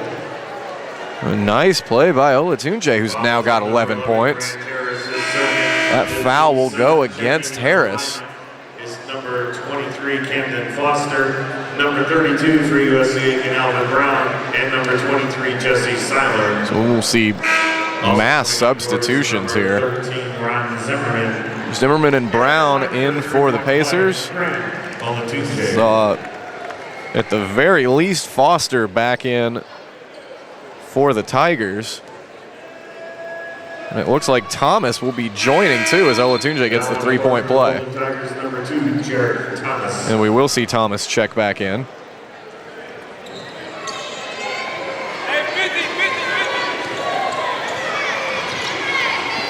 So we got 8:15 to go. Pacers up 72-39. Devontae Wright driving to his right, pump fake, tries to go with the lob to Brown. It won't work. Brown catches it.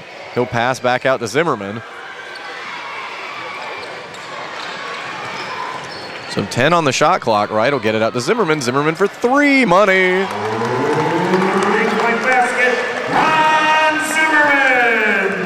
So that's another three for Zimmerman. The Pacers are up 36. Tough attempt there by May. It won't drop. Brown's got the rebound. Wright maybe looking to run, goes behind his back. That one's stolen by Thomas, though. Quick hands, he trips. He's able to get rid of it, though. Gets it to May. May ahead to Olatunji. Olatunji trying to drive on Brown. Why would you do that? Not today. Why would you try that? You think maybe they would have learned by now that you just can't drive on Al Brown. There's really no reason to even try that. Olatunji did try and was unsuccessful. So we've reached the under 8 timeout. And we'll find out also if there was a foul called on that play, as it looked like fans were voicing their disapproval over the whistle, although it could either be a foul or it just could be ball out of bounds and ruled over Tuskegee's way. So we'll see once we come back from this timeout. But Pacers up 75-39, 7:23 to go.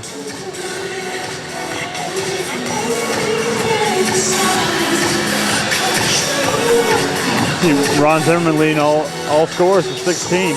Even after that slow start, he's been able to get it going. RZ3 has kicked it into a higher gear after that slow start.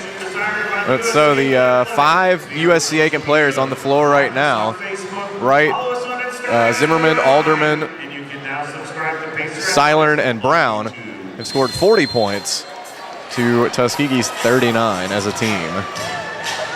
So that core group playing well, but you take them out and you got 35 points from all of those other players as well. So we've talked about the balance so much and the depth, and it's really showing itself here in the early goings of this season, which I think bodes well for Peach Belt Conference play and beyond. Get that depth established early. Then once those tougher games, especially those road games in the conference come around, they'll have sort of that experience. Yeah, I mean, if you can have 10 guys that you can trust to put out there, no matter the situation, just that bodes so well for those tough conference games later in the season. We'll see a nice look inside to Wright. It won't go. That one was rebounded by Savoy, and here comes Jarek Thomas. Thomas will get it back out to May. May will look for Foster. Foster tried to pass that inside to Thomas, but he took a spill. And I believe he was sitting on the baseline, so that's out of bounds, heading the Pacers' way. And McKinney's back in. You'll see if he can give Tuskegee a spark here with 6:44 to play. He's been nothing but exciting when he's been out on the floor, so I assume we'll see more of that in the very near future. But for right now, see Devontae Wright maybe looking for Zimmerman. Zimmerman instead will get it back out to Wright. Back to Zimmerman at the top of the key. He pulls from 3. That one comes up short. Good rebound by Seilern. You see the pass inside to Alderman. Alderman gave the pump fake. Zimmerman instead gets it inside to Brown. Brown will drive. Brown is fouled. Nice move by Brown there to just kind of get into the paint and draw contact. Have a chance for 2 at the line here. It's good to see that Pacers student still isn't connecting. So we'll see Alvin Brown attempt a pair of free throws here.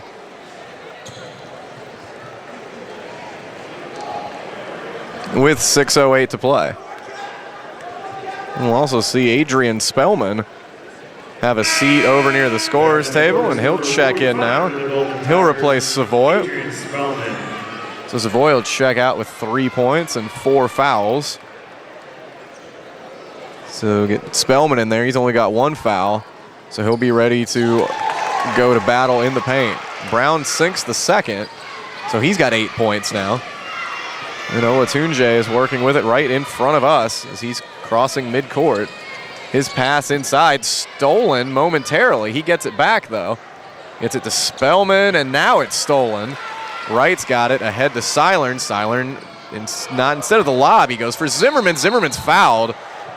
Zimmerman just pulled the classic Reggie Miller on that one, stuck the leg out on the three-point attempt, and Olatunji really couldn't do anything but run into him. So crafty move there to get 3 shots from the line. It's a shooter's move. You've got, the Reggie Miller kick out.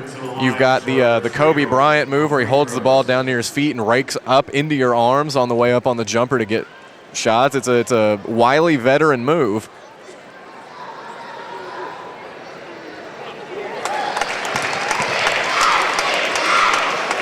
And so Zimmerman will shoot 3. He's made the first.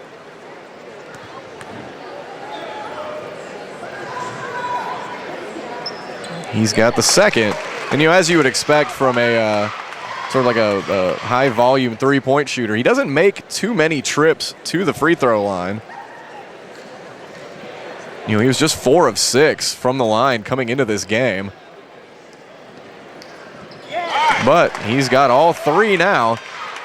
And he's got 19 points to lead all scorers. Tuskegee back and running the other way. That's Foster. Foster will get it back to May.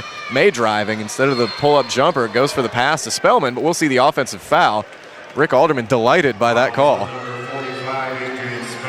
You have to assume Spellman maybe gave him a forearm to the back or something like that to try and establish position. All that is for naught. Spellman's whistled for the foul, and even then that pass was deflected. So Elliott Dean back in for Tuskegee. We got 5.5 to go. Pacers up 40. See Seilern's open. Seilern with the pump fake. He'll dribble inside for Alderman. Alderman fouled by Dean. And now in the double bonus. Nice job by Alderman there to get the inside position on Dean and just really force. The only thing Dean could do to stop Alderman there was foul him. Well, when you take Spellman out and you put Dean in, that's a considerable size difference. You have to go inside to Alderman at that point. And I think also Alderman was feeling it a little bit just after having drawn the foul at the other end. Not feeling it on that first free throw attempt. But he does have a second.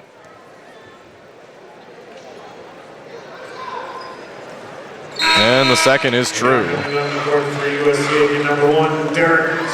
Derek Scott checks in.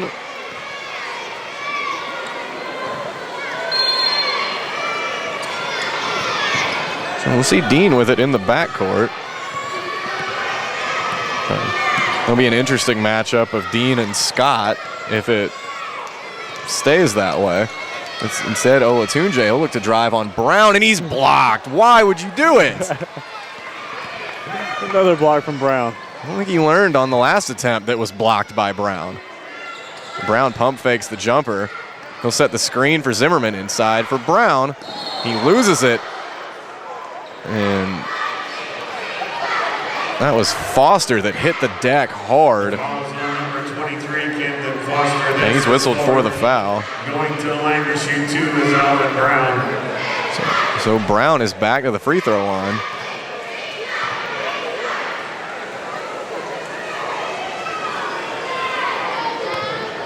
He got Foster up in the air and then put him on his back. So Brown's first free throw rips the net. So Brown's got 9. Charles Savoy checks back in. We'll see Keith Wynn Jr. with his first action of the evening. 4:54 to play. Pacers up 81-39. Brown makes it 82. So Brown looks like he'll check out. Hendricks Amu coming back in. A nice day from Brown. You see, he checks out with 10 points, and he had just his defensive presence with all those blocks and rebounds and just being down there has been great for the Pacers. Right, right. And even his presence in things that we can't quantify, just in terms of how many players he discouraged from driving into the lane. and how many passes he influenced or altered that weren't credited as his steals. Wynn Jr., welcome to the game. Wasting little time. Number 3's got a 3.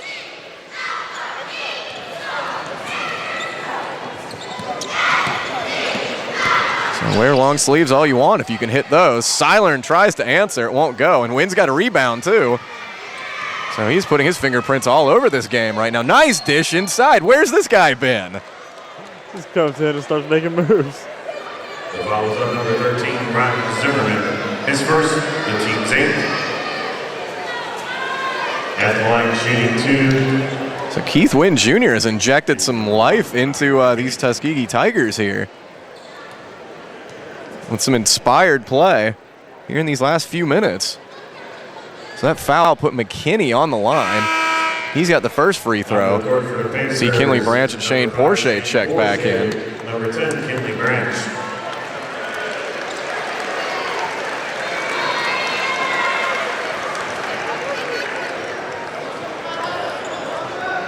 So McKinney will try one more here. It's up and it's good. So 12 points now for Javier McKinney. Pacers up 38. Porsche comes back for that inbound pass. And he'll walk this one up. And he's fouled. McKinney tried the old wraparound play. McKinney, and that's his first. To the line for 2, Shane Porsche. But a little too much body. So that'll put Porsche at the line for a pair. Porsche hit a free throw earlier tonight.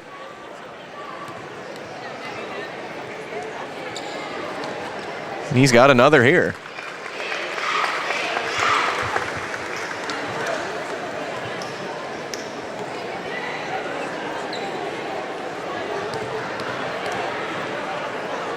See Porsche hits another one, representing USC Aiken's communications department out there.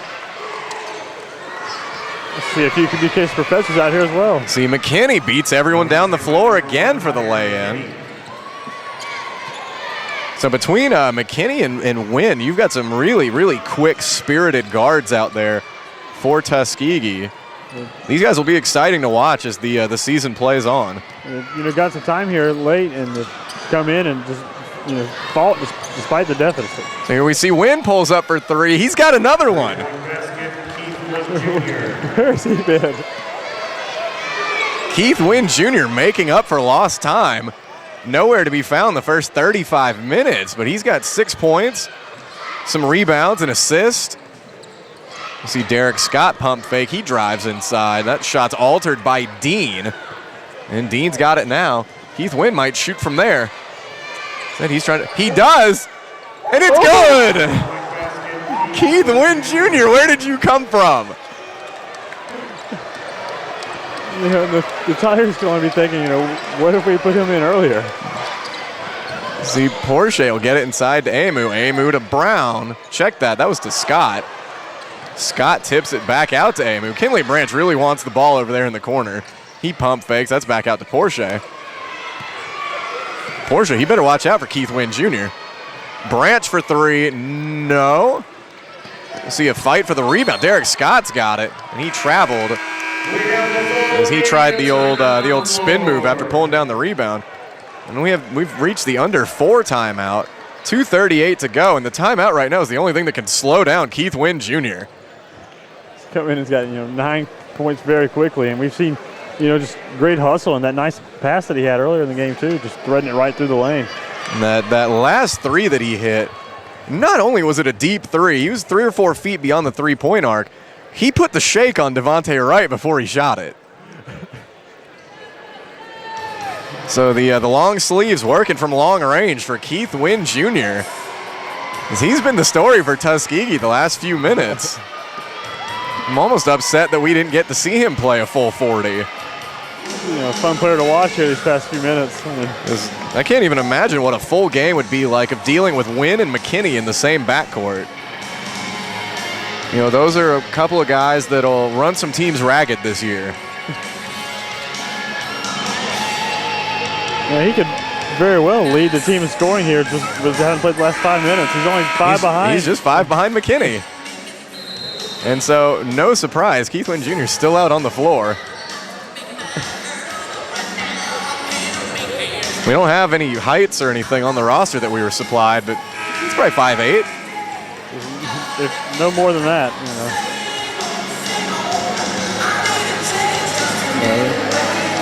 Well, if we try and compare with, we'll see if Grant Harris will get over closer to him. I think 5'8" might have been on the money. See, Harris is 6'1" and it's not too much taller. Shoot it again, Keith Wynn Jr. He does for 3. Yes, he gets the roll. Keith Wynn Jr. can't miss. And Keith Wynn Jr.'s hit 4 threes in about 2.5 minutes. Butler!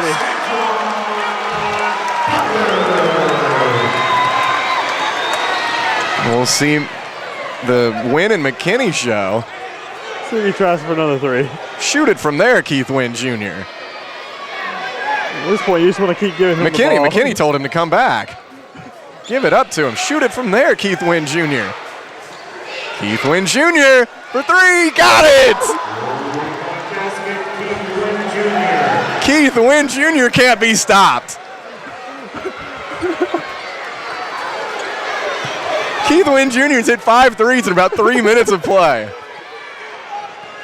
We'll see Porsche try and drive, and Keith Wynn Jr. nearly gets the steal. He's everywhere. See, the 3 by Scott is good. Keith Wynn Jr. wants some more, and Shane Porsche understandably guarding him much closer. But that leaves Savoy open for the flush. So with 89-60 with a minute to go, and there's a steal. Keith Wynn Jr. dunk that. No, that one's knocked away. The way he's played in these last 4 minutes, I wouldn't be surprised. I wouldn't be surprised if that elevator reached another floor. Just doing whatever he wants out there. He goes, Keith Wynn Jr. entered some cheat codes before he came out on the floor. He's doing everything. This guy's been a lot of fun to watch here over these last few minutes. I can only imagine if we got to see him play for, the entire game. We'll see a foul go against Derek Scott. I'll put McKinney at the line. McKinney's got 14, but he finds himself trailing in the scoring race right now as he is falling behind the legend of Keith Wynn Jr. We'll have to call John Hollinger. His efficiency rating's got to be through the roof. Played about 4 minutes and it's 15 points.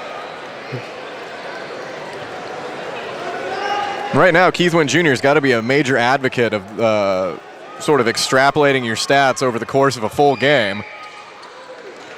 Because if we're looking at points per 40 minutes right now, he'd be killing it. Right. He'd be averaging, I don't know, about 120 points per 40 minutes.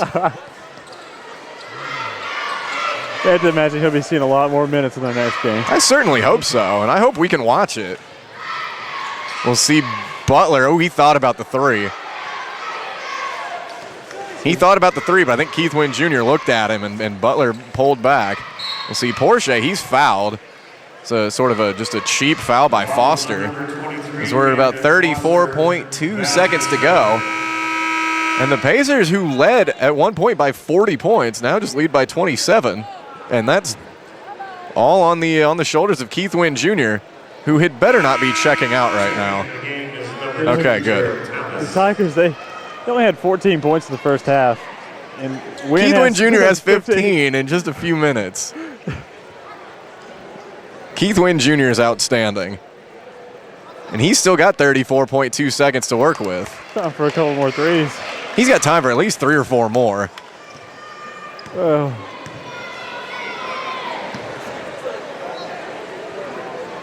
He's 5 of 5 on threes. Porsche gets both of his free throws to go. But that's just secondary right now. Get the ball to Keith Wynn Jr. Elliot Dean, what are you doing? Give it to Keith Wynn Jr. Dean for 3. Well, he makes it, but, I mean, Keith Wynn Jr. might have made it look a little bit. The lob to Amu! Shut it down! Eamon with the two-handed hammer. Let's go home. We'll see. Oh, by Savoy! Savoy's elevator goes to the 50th floor. We've seen fireworks here these past 5 minutes. And it all started once Keith Wynn Jr. entered the game. Good God Almighty. We'll see Harris with it. He gets it ahead. We'll see Butler. Oh, Santuan. We'll see Porsche across to Butler. 5 seconds. That'll probably do it. There's the steal attempt by McKinney and the steal attempt by Dean. I don't know what they're thinking. They're not Keith Wynn Jr. Time has run out. And with that, the Keith Wynn Jr. show has unfortunately come to an end. USC Aiken will take this one 93-67.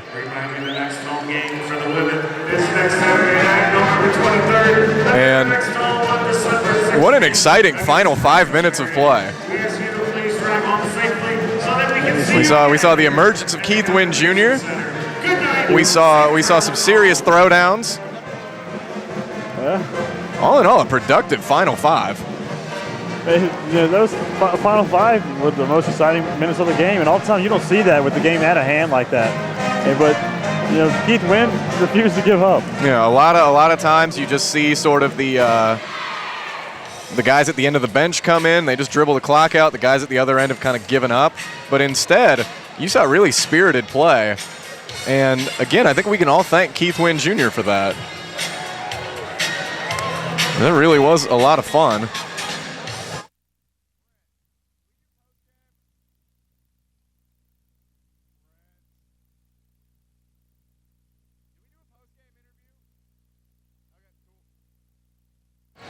So with that, we'll go ahead and sign off here at the Convocation Center. Again, your final score, USC Aiken 93, Tuskegee 67, and Keith Wynn Jr. 15. So for Nick Terry, I'm Kyle Dawson, signing off.